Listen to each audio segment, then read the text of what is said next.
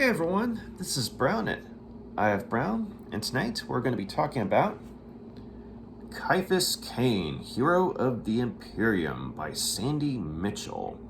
So this omnibus came out in 2018, and it is in fact the Great Britain edition. And I don't know about you, but I always think it's pretty cool when one can get a hold of an international version of, say, a piece of literature that's available stateside. And I mean, it's no big deal. I found it at Barnes and Noble, so I mean, obviously there's a great deal of mass production involved.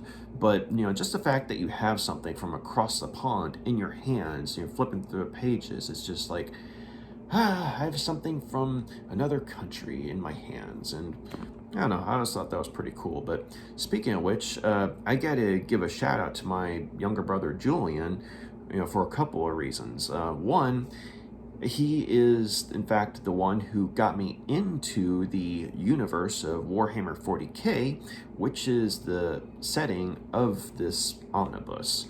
And also, I have to say once again thank you to him for a belated birthday present. This is a genuine figurine of a member of the Tau race, which is one of the factions you can play as in the Warhammer 40k setting. And you look right here, that's actual grass, which is pretty cool. I regret to say that I don't know this particular character's name, but I do remember my brother telling me that he's actually a quote-unquote hero of his faction, and as well as within the Warhammer 40k setting in general. But one of the neat things about this, going back to the whole thing about being from across the pond, is that this figure is actually from Russia. And the whole thing is, as I mentioned, this is a belated birthday present from my brother. And it would have gotten to me stateside a lot sooner, but because of the Russia-Ukraine situation, there was quite a bit of a delay, and it took some time for it to finally get here stateside and to me. But nonetheless, though, I mean, I thought, it's just like, wow, the craftsmanship here is just, really well done. And, you could tell that the artist, I'm gonna have to ask my brother who the artist is, but obviously they put a lot of time and effort into this, and I really appreciate the craftsmanship, and I'm really thankful to my brother for this present. So thank you, Julian, if you're watching this, and thanks as well for getting me into Warhammer 40k. So I will say, though, just to give you all a heads up, I have yet to play any of the Warhammer 40k games, as well as any of the games from your regular Warhammer Fantasy setting. But I've read quite a few of the books from the both settings, and I've read most, if not all, of the books from the Horus Heresy series, which is basically a mother of a prequel series in the Warhammer 40k setting. And I've also read several standalone books from both Warhammer 40k and Warhammer Fantasy.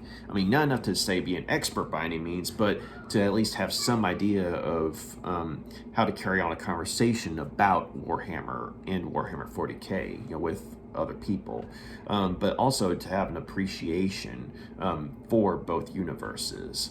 And so today, in the universe of Warhammer 40k, we're going into a place that contains elements of military science fiction, cosmic horror, dark fantasy, just all kind of thrown together, but nonetheless giving us a mixture that is unique in so many ways. And it also results in the main character of this omnibus, Ciaphas Cain, who is a commissar of the Imperium. And the Imperium is what humanity is in this setting. They're basically a fascist empire, a military state empire, and it's not a pleasant place to be, whether you're human or alien. This whole setting, this whole universe, it's one of those stories. It's one of those settings that it's fascinating and oftentimes fun and exciting to read about. But if you were to ask someone, hey, would you like to actually live in this setting? I'm sure some of you have seen memes where you say, how would you like to live in, say, the Star Trek setting, the Star Wars setting? And people are like, yes, yes. And then when it comes to the Warhammer 40k setting, it's like, no! Because, it's a very dark environment. It's a very cynical setting for the characters. And it's kind of, in some ways, it makes me think of, say, Game of Thrones, in the sense that you have a fantastical environment that is nonetheless weighed down by the cynicism of humanity and what it's capable of at its worst.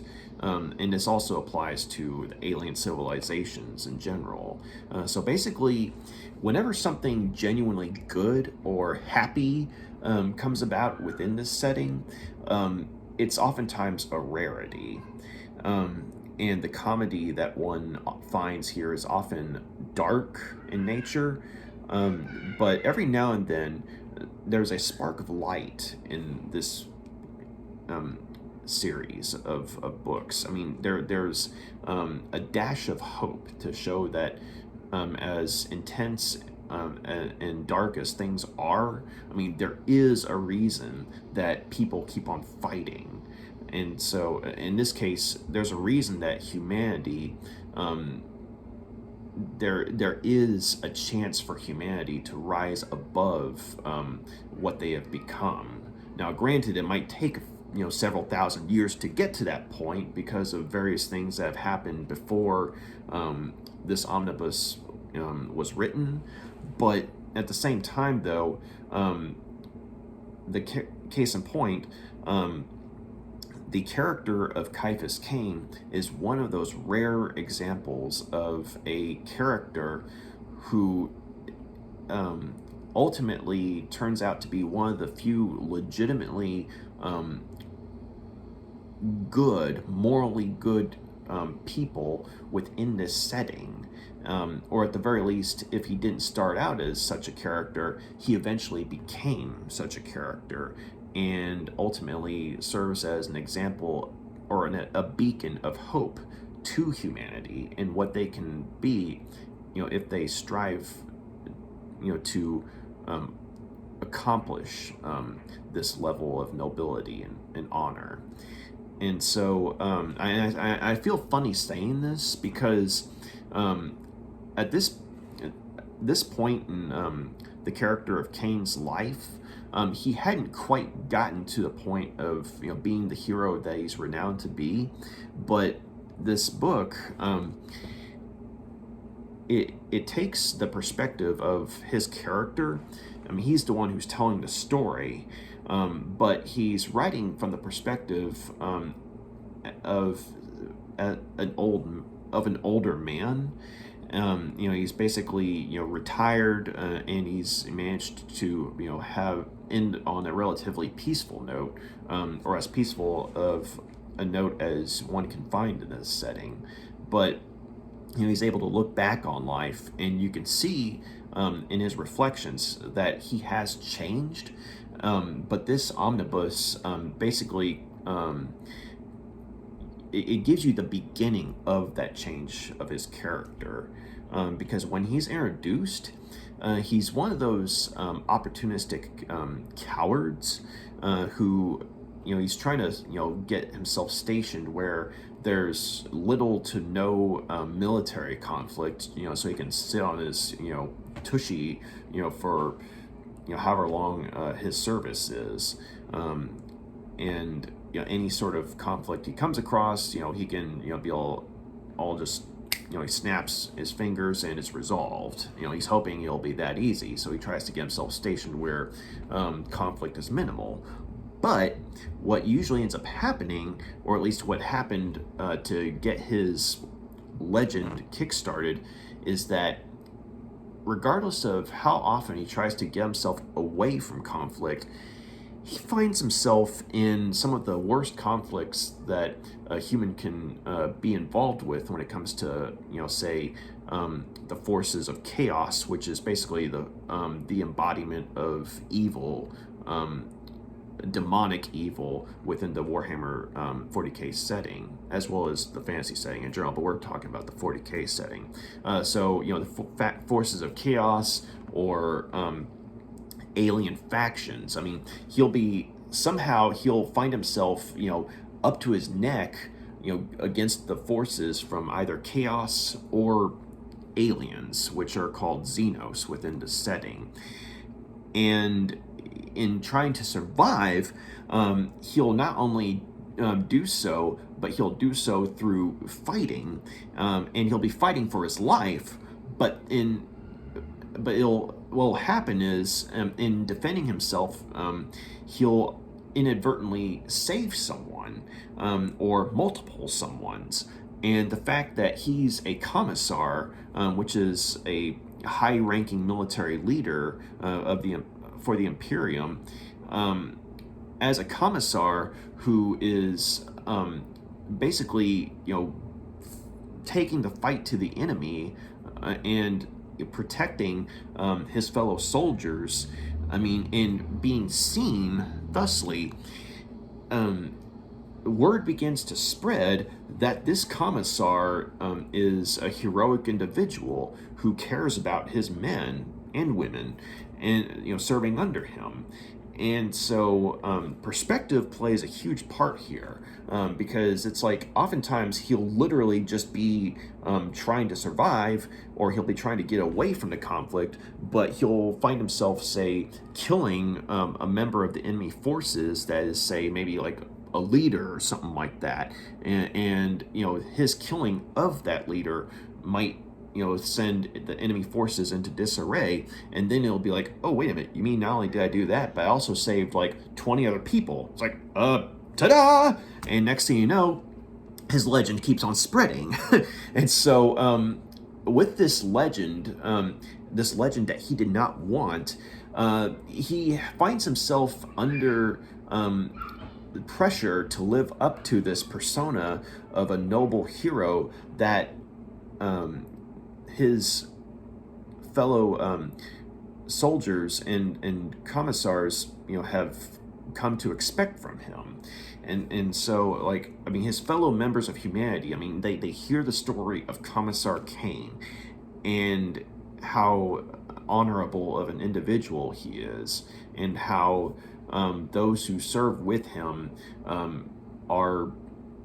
can legitimately be said to, be on the side of good, to be serving the Imperium, but with honor and distinction.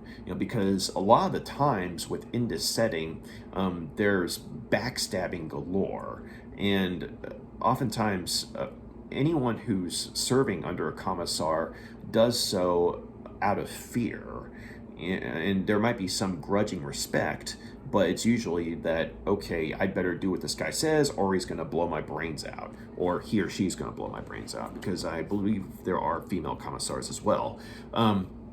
Anyway, though, Cain is one of those rare exceptions to the rule, in the sense that he's trying to avoid bloodshed of his own forces. For pragmatic reasons. He also realizes that those who serve him out of respect and, for lack of a better term, love, are going to be far more loyal and trustworthy than, say, those who are serving him out of fear, because if you serve someone out of fear, there's a part of you that's going to be trying to find some way to get out of the situation and to turn the tables on the one you're serving under. And Cain realizes this. I mean, that's he does have a lot of political savvy, and so, as well as social and military savvy as well. And so he's able to manipulate people's expectations of him, as well as, you know, how they feel about him, you know, based on his, you know, reading of them, and how he's able to coerce them through, you know, say flattery, or sometimes, you know, he does pull the fear card, but it'll be in a way to where it's like, you know, yes, you could be killed here for going against me, but it doesn't have to be that way. There's an alternative, you know, that kind of leadership. And so ultimately, Cain ends up, you know, becoming an accidental hero. And from his own perspective, I mean, he protests time and again that, I mean, he's not trying to be a hero, that he doesn't care about anyone underneath him. I mean, yes, there are certain members of the Imperium that he's fond of interacting with, but he claims that he doesn't care about any of them, at least at this point in his career. He's just trying to butter up the right people and what have you. But the fact that, you know, his actions basically say otherwise at several points in this book, you get the idea that he's, as much as he hates to admit it to himself and to, you know, whoever's reading his story, he's becoming something of a humble hero in some ways. I mean, yes, I mean, he's arrogant as someone in his position would be, but at the same time, though, the fact that he keeps on building and adding to his legend as a hero of the Imperium, how he keeps on surviving these, you know, crazy situations, and as well as, say, the majority of the soldiers that he's serving with. I mean, he goes out of his way to try and make sure as many of them can survive as possible, while at the same time doing, you know, whatever their job is. Because this is a setting of war. People are going to die, but if there are going to be sacrifices made, it's not just he's not someone who he doesn't believe in pointless sacrifice. If people are going to die, if there are soldiers that serve under him who are more than likely not going to make it out, he tries to make their sacrifices worthwhile. And sometimes, you know, he has the decency to tell them that the odds of, you know, coming out of this alive are slim to none. But then again, these are guardsmen of the Imperium, so they kind of know going in that the odds of surviving are oftentimes slim, especially in this universe and the amount of enemies that they have, that humanity has, and how dangerous they are. But, you know, the fact that there's this sort of two-way respect increases the odds of survival for both Cain and those serving under him in a lot of ways. And it's just really fascinating to read through the stories collected in this omnibus, and to see his character progress from, you know, being self-centered and proud of it to and manipulative, to still being self-centered and manipulative, but getting to where he actually begins to care about, you know, the well-being of those under his command.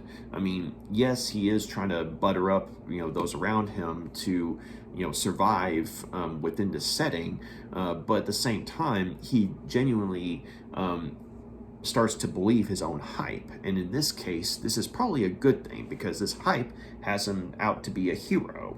And so Cain is a very fascinating character within the setting of Warhammer 40k, because oftentimes, you know, even characters who are on the side of good are oftentimes in a very morally gray area.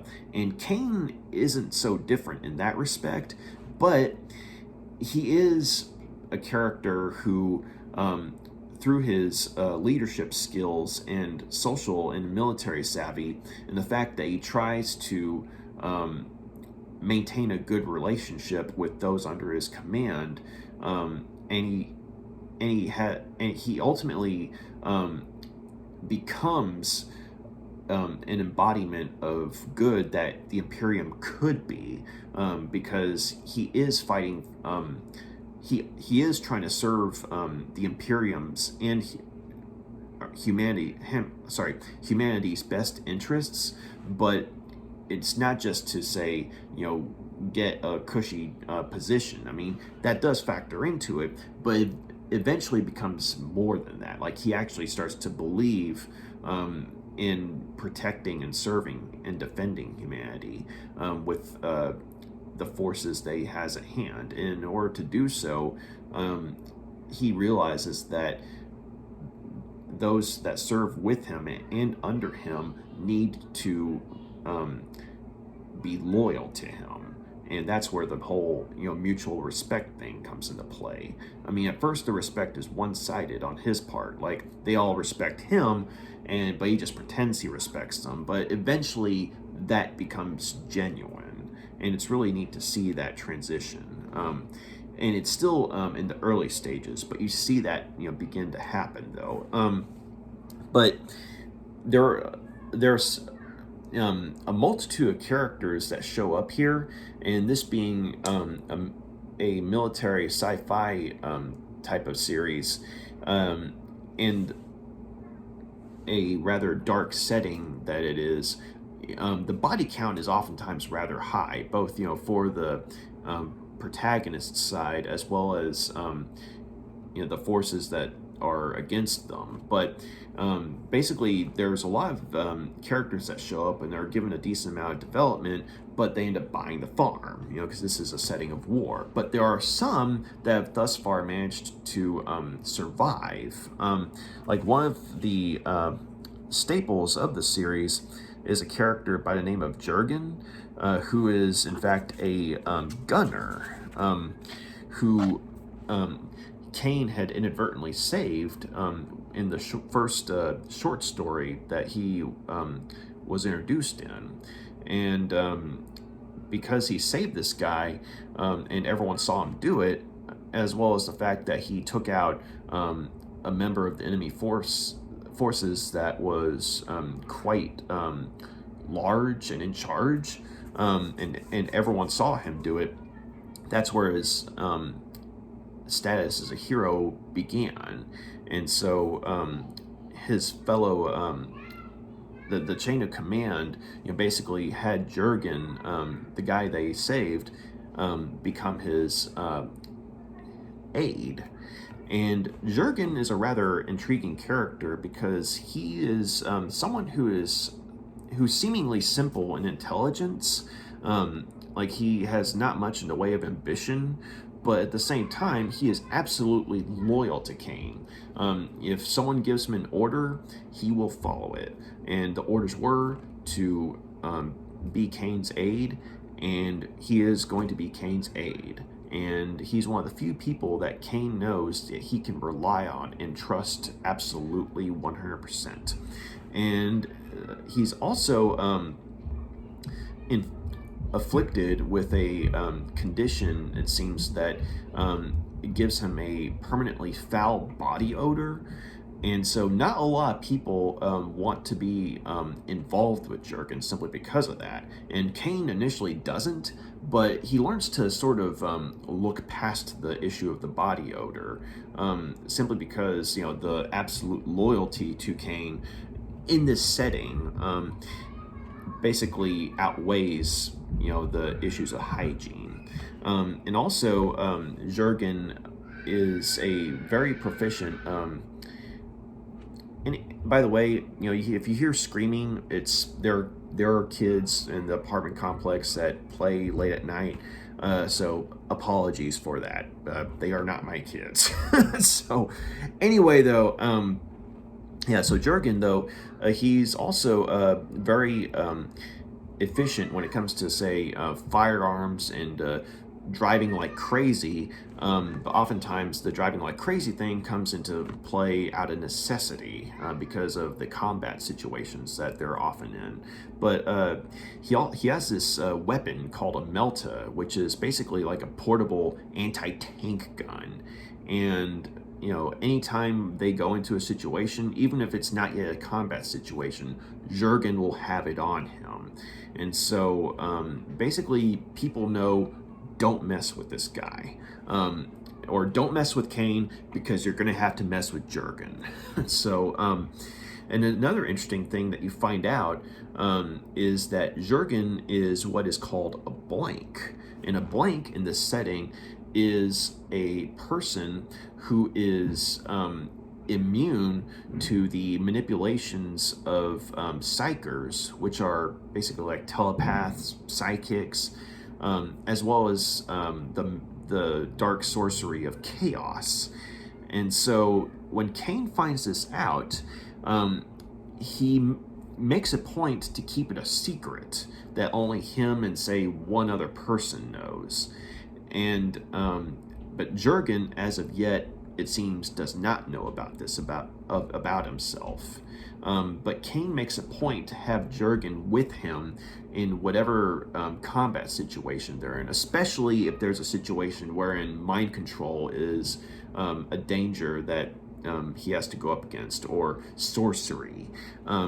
Because anytime Jurgen is with him, if they're within a certain distance of, say, a sorcerer or a demon, or some sort of someone who's capable of telepathic assaults, their powers are halted because of Jurgen and what he is. But as I said, it's sort of a secret, because if Cain made it known that Jurgen was a blank, then the Inquisition, which is a very scary branch of the Imperium, and it's just like how it sounds, they are an Inquisition. Anytime there is something regarding telepathy involved, the Inquisition comes in, and you don't know, how that person's going to turn out. I mean, you don't know if they're going to end up being lobotomized, or you don't know if they're going to be a battery for, a human battery for the throne of the Emperor, long story, or you don't know if they're going to be, forced into, combat as a sanctioned psyker. But a blank is something that is altogether rarer than a psyker. And so Cain was advised to not let, anyone other than, the person that made it known to him that Jurgen was a psyker. Basically, keep it a secret, because, you'll save Jurgen's life from, those in the Imperium who would do him harm or experiment on him, but you would also have yourself a secret weapon against certain forces. And so Jurgen's definitely an intriguing character in that regard, and his and Cain's dynamic with one another is really cool. And you also see how, Cain initially sees him as something of a trusted resource, or let me phrase that, a reliable resource, but he also begins to see him as a genuine friend, like one of the few genuine friends that he has. And so that was pretty cool. But the military unit that Cain leads is called the Valhallan 597th, and it's a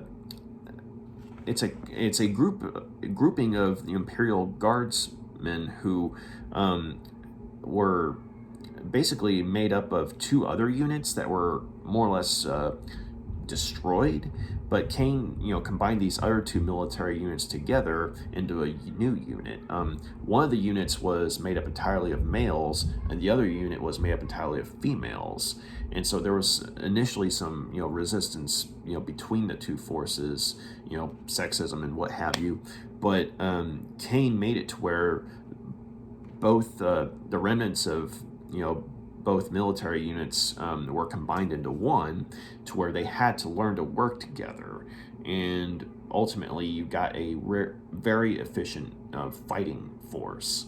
And they're also used to rather cold environments. I mean, they can fight on just about any environment, really, but anytime the cold is involved, I mean, these guys are, basically legends on the field, and so it's really cool to read about their exploits, at least, what I've read thus far. It's like when they're in their element, it's something to behold. But anyway, though,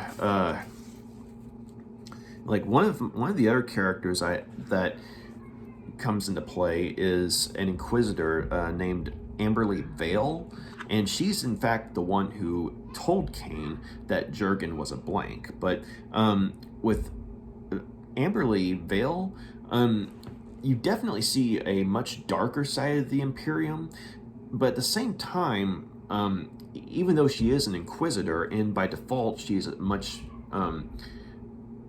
darker and a lot more, she edges more towards the darker side of the moral gray area of the Imperium, if that makes sense. But she is also unique in the sense that she gives a lot more leeway to those that she's working with, because she and Cain have some stuff in common. I mean, they realize that if there are those who are going to be working with them, then it's better to have them working with them out of gratitude and respect, as opposed to, say, outright fear. And I mean, fear is good, but if their forces are going to be working with them, she understands that they need to have genuine loyalty. And so I think that's one of the things that she and Cain actually bond over. Granted, she outranks Cain, so there is some form of coercion and manipulation involved whenever she interacts with him. But she does begin to see him as someone that she can confide in, because even though she outranks him, they both have roles of leadership in different factions of the Imperium. Excuse me. But I mean, they both have roles of leadership in different factions of the Imperium, and because of their positions, they're both given a lot of leeway. But in her case, though, she has way more power than a lot of those who serve in the Imperium would ever dare dream to come across. And that just comes with the territory of being an Inquisitor. But at the same time, she just, she does have humanity's best interests at heart. I mean, there's a lot of cloak and dagger stuff, but at the end of the day, though, any manipulation she is responsible for, it is in the interests of humanity. So much like Cain, if there's any sacrifice to be made, it's not, in her eyes, a worthless sacrifice. She makes sure that the sacrifice is in a good cause and it actually counts for something, as opposed to, say, something spiteful, like a lot of other members of the Imperium would do. So it was really interesting reading about her and Cain's dynamic with one another. But the branch of the Inquisition that she serves under is the Ordos Xenos, which is the branch of the Inquisition that interacts with aliens, or Xenos, as they're called in this setting.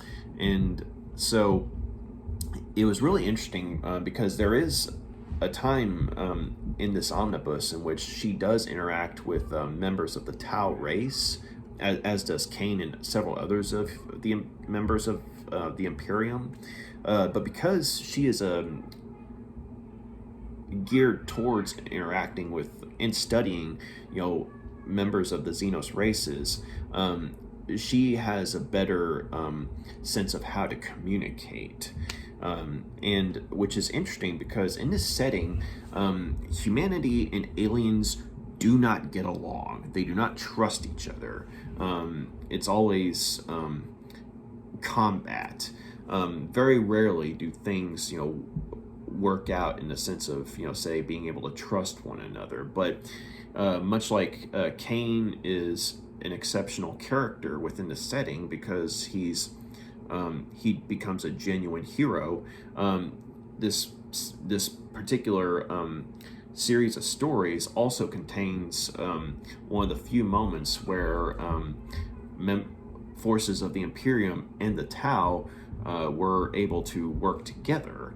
I mean, granted, there's still a lot of mistrust involved, and there is some manipulation at the end of the day, but they were able to work together in a combat situation against a greater force. And so it's interesting reading about, the politics that go on there between the humans and the Tau.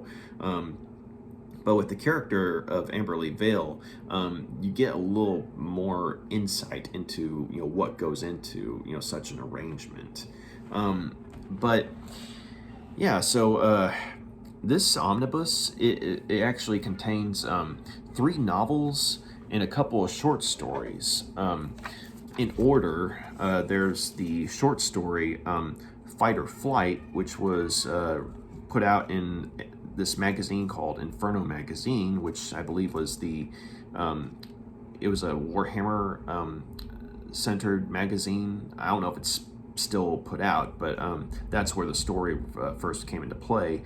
And it was written in 2002 by Sandy Mitchell, and it was the story that first introduced the character of Ciaphas Cain as well as Jurgen. And then there's the first novel, which is called For the Emperor, which came out in 2003. Then there's the short story Echoes of the Tomb, which was written in 2004, also in the Inferno magazine. And then there was the novel Caves of Ice, which was also in 2004. And then there was the short story The Beguiling, which came out in 2003, followed by the final novel in this omnibus, The Traitor's Hand, 2004. And one of the things that I appreciate about the arrangements of the short stories following the stories is that chronologically it all makes a lot of sense. I mean, they tie in well together, and it's like a natural progression of events and character arcs, especially with the character of Cain. But also you see how in the short stories it's like a prelude to what's to come in the novels that follows. Case in point, Fight or Flight, the antagonists are the Tyranids, which are basically like, I guess you could say, aliens meets the bugs from like the xenomorphs from the Alien franchise meets the bugs or Clandathuans from Starship Troopers. And in the novel For the Emperor, the main antagonists turn out to be a gene stealer cult, which is basically like a Tyranid hybrid. It's a hybrid between Tyranid and whatever race they've, like the victims of whatever race they've come into contact with. But in this case, the gene stealer cult is made up of Tyranid and human hybrids, and so I thought that was pretty cool how you had the short story having the Tyranids, which is basically the more overt threat, then you had the gene stealer cult in the novel following, which is a far more subtle threat because they can still blend in with humanity, for the most part, depending on how far along their transformation has come. And then in Echoes of the Tomb, that's where Cain makes his first contact with the Necrons, which are, try to imagine endoskeletons from the Terminator series. Imagine an alien race made up of something like them, and you basically have the Necrons. Oh, and also throw in some ancient Egyptian visuals. Their ships are like pyramids, and their attire oftentimes like something in royals of ancient Egypt, where depending on what rank the individuals are, but yeah. So the Echoes of the Tomb, though, that's the first time that Cain has a run with them, and it's something that stays with him. I mean, because Tyranids, he's used to. I mean, they're terrifying. Tyranids, orcs. I mean, they're dangerous. They're scary in their own ways. But the Necrons, it's like they are unpredictable. No one knows what their motivation is, at least at this point in time, and they just keep on coming. And he doesn't even know if they can be killed, because anytime you shoot them, they just repair themselves. Sorry. And so that was the short story that he first comes across them. Then you have Caves of Ice, which is a novel that follows that, wherein Cain and the 597th are sent to this ice world, which for the 597th, it's like going home. And initially they're having to contend with orc forces, but while the orcs are the initial threat,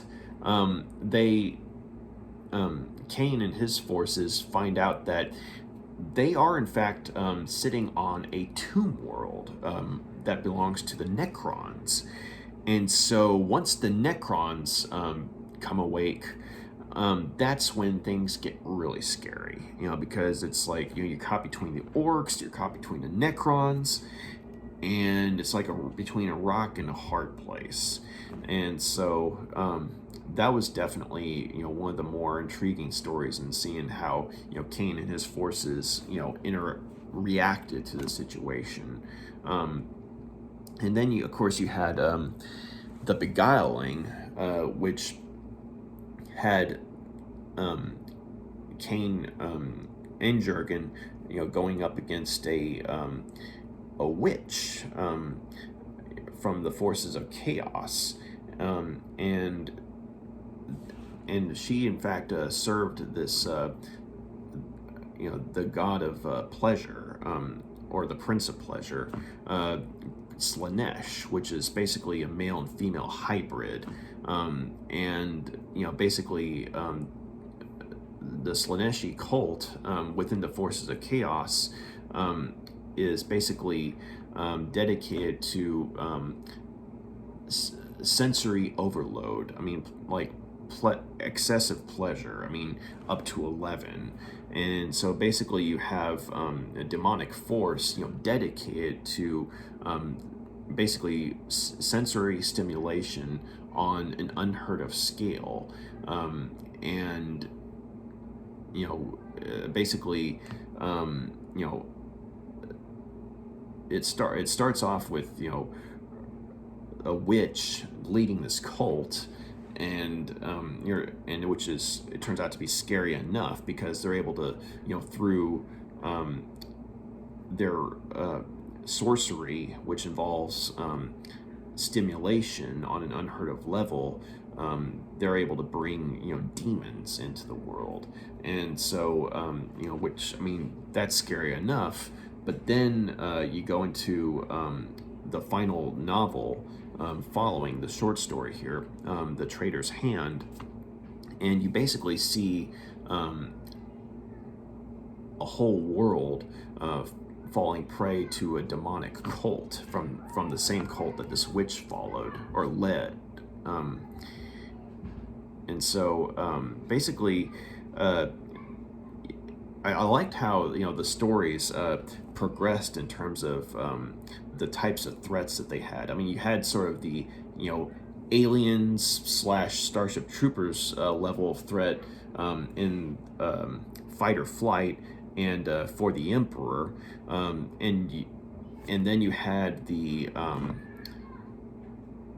Terminator threat that comes into play, or I should say the Terminator type of threat that comes into play with the Echoes of the Tomb and Caves of Ice. And I can't really forget about the orcs, and so it's like the orcs from Lord of the Rings, but with guns and stuff like that, and as well as the Necrons, which are, like I said, much like the Terminators from the Terminator franchise.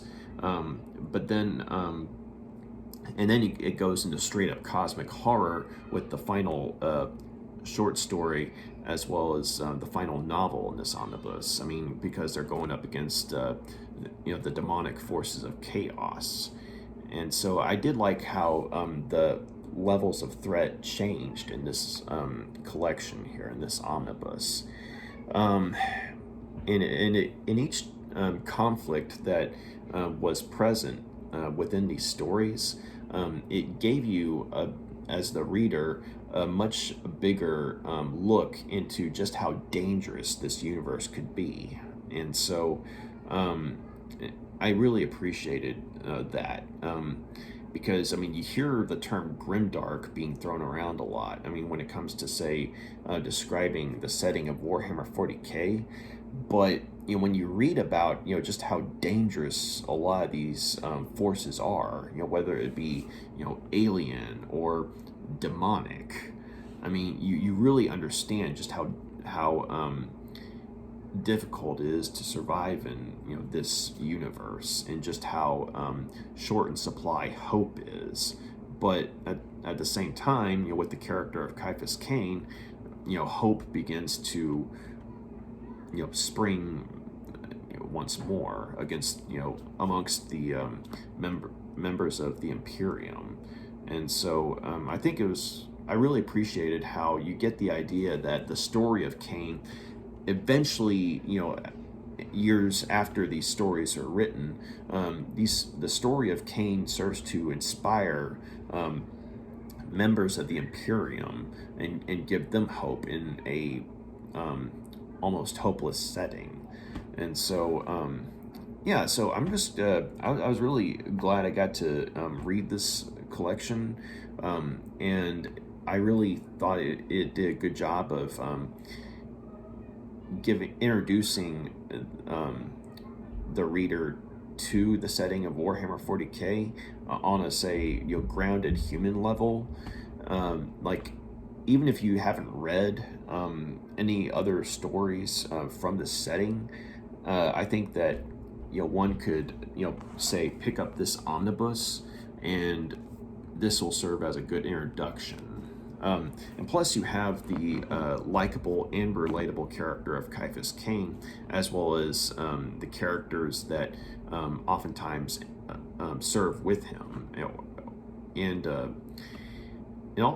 also I touched on it briefly, but I thought it was cool seeing how diplomacy between humans and aliens can work within the setting. I mean, namely in the first two stories in here, the first short story and the first novel, the fact that it's in the first novel, for the Emperor. That's when you have the diplomatic situation between the humans and the Tau, and how they try and work together against a gene stealer cult. And you also see how Cain's really good at adapting to certain situations, because there's a moment where he remembers that the Tau, they value something called the greater good, which is kind of like their guiding principle. I mean, he doesn't understand anything about it, but he knows that they consider it important.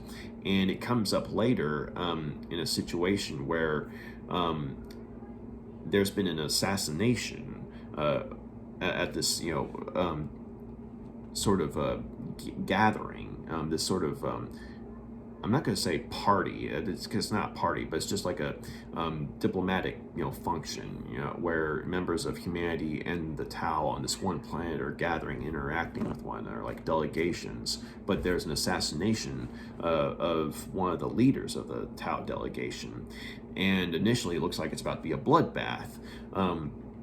But Cain remembers, what he'd heard from one of the soldiers that served with the Tau. It was a member of a race called the Kroot, which are kind of like sort of humanoid bird-like creatures that serve as mercenaries for the Tau. But he remembers that this member of the Kroot had said something about the greater good. And so Cain, remembering that, before any more blood can be shed in the situation, he basically says that this does not help the greater good. And when he says that, the Tau are kind of stunned. And so they're like, what do you know about the greater good? And so Cain, he improvises on the spot, but he's honest too. He says, not much, but I do know it's worth striving for. And so, and he says, some other stuff too, but the gist of it, is that he basically is able to win over the Tau delegation, despite the fact that one of their own has just been assassinated. But, they come to trust him specifically, and by trusting him, they're willing to give humanity a chance here, as opposed to, say, declaring outright war on them in this situation. And so I thought that was really cool. And also, whenever you see them interacting in combat, you see how Cain and some of his soldiers, you see how they're sort of observing, the Tau and Kroot in military combat, and you get the idea that the Tau and the Kroot are kind of doing the same thing with Cain and his forces. So I thought that was pretty cool. In the stories involving the Necrons, I really think, or I'm sorry, the Necron, I really, appreciated how the Necrons at this point in time, no one knew anything about them. They don't know where they came from. They didn't know their backstory. At this point, they're just, you could be minding your own business, and then next thing you know, you realize, wait a minute, this world I've been living on for X number of years is a tomb world, and there's like 1 billion of them in stasis underneath me. Oh my god. And then they start waking up and they start wiping you out, with these lasers that basically you get hit with one burst and you're disintegrated. So and one of the creepier things about him that Sandy Mitchell does a really good job with is that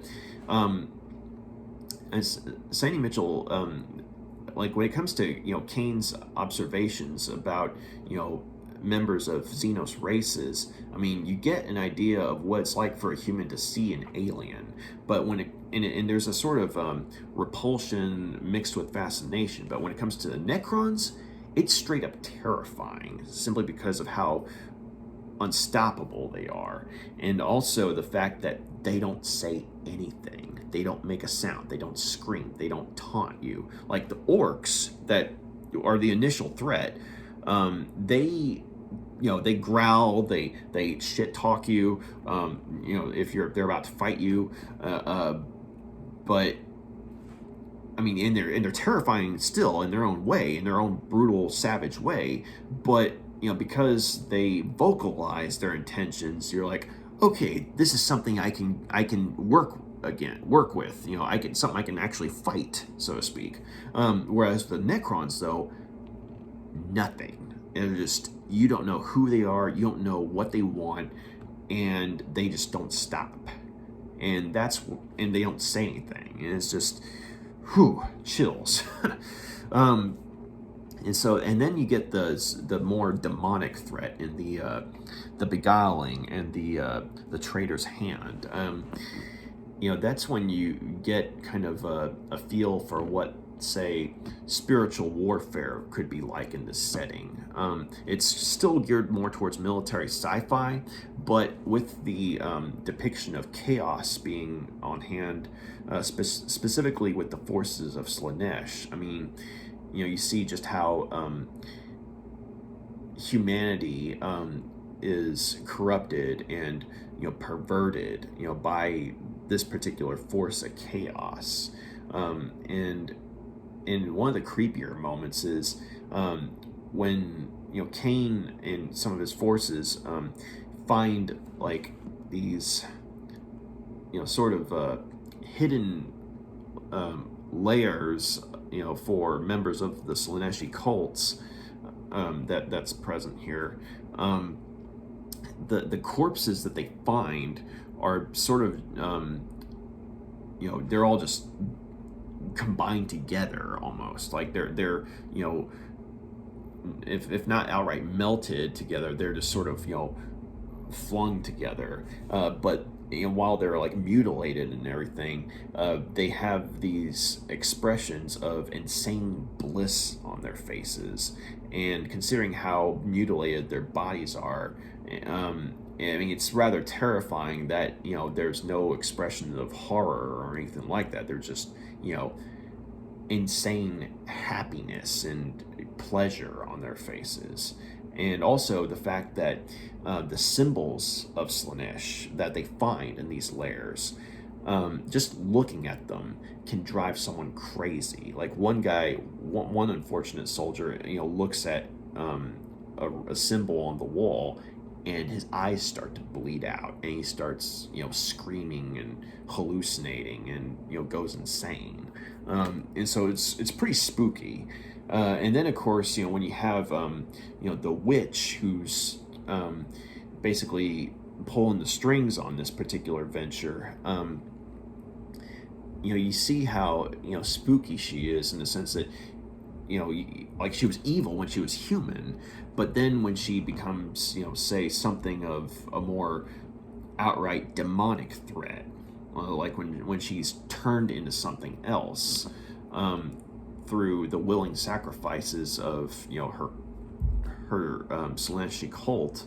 I mean, you see just how callous she is with their devotion. I mean, she just spends life it's cheap currency, and so and you see just how little the forces of chaos value their devotees. And granted, I mean, depending on how many people one could stab in the back, I mean, they might be, say, higher up in the food chain in chaos, but at the same time, it's like you look at that as a sane, rational human being, and you're like, I mean, I understand the Imperium is a rather dark, morally compromised place to be within this setting, but you compare that to, say, the forces of chaos, and you're like, you definitely see the Imperium as the lesser of two evils, just in my opinion at least, because it's like, I mean, the Imperium, at least you have a chance of say, working with someone who actually not only cares about humanity, but cares about those serving under them or with them. There's a sense of genuine camaraderie that's there. Or if not camaraderie, then at least there's the genuine feeling that they're fighting for something that is worthwhile, something that is honorable. In this case, protecting their own race. And the same could be said for the Tau, although the Tau are arguably the better alternative to humanity, in the sense that they offer a lot more compassion and leeway towards those who serve with them, and which is a subject for another conversation, I'm sure. But anyway, though, it's just you compare all that to the say how chaos is depicted here, and you see how chaos literally does not care about they don't care about protecting, say, humanity or the Tau, or they just care about their own twisted pleasures, their own twisted goals. And so, I mean, yeah, like I said earlier, this is a very gray setting, but you compare all that, and you see how everything is perceived from the perspective of Cain within this omnibus. I mean, and since Cain is a human protagonist, and he's one of the more relatable humans within this setting, you're kind of like, I mean, the depictions of evil that he goes up against, and the fact that you see just how manipulative and disposable chaos is, towards those who serve under them. I mean, yeah, you see just what types of horror he has to go up against, as well as humanity in general. But I do appreciate that they ended the story on a rather ominous note of cosmic horror. Like H.P. Lovecraft would probably be proud. But yeah, so I'm going to go ahead and give Ciaphas Cain, Hero of the Imperium, I'm going to give it 5 stars out of 5. It was an excellent set of stories, and I appreciate how they followed each other on a chronological level. And also, I appreciated the character development, not only for Cain, but for some of those who serve either with him or under him. And also, I appreciated how terrifying and dangerous the forces, the antagonists were within these stories. And while it's definitely exciting to read about, I mean, it's a further reminder that you would not want to live in this setting. So but it's nonetheless fun to read. So thank you very much for taking the time to check out my review. Got any questions, comments, let me know. You got any suggestions for any for Warhammer 40k books, please let me know with that as well. But if you like what you see here, please feel free to like and subscribe, and y'all have a good night.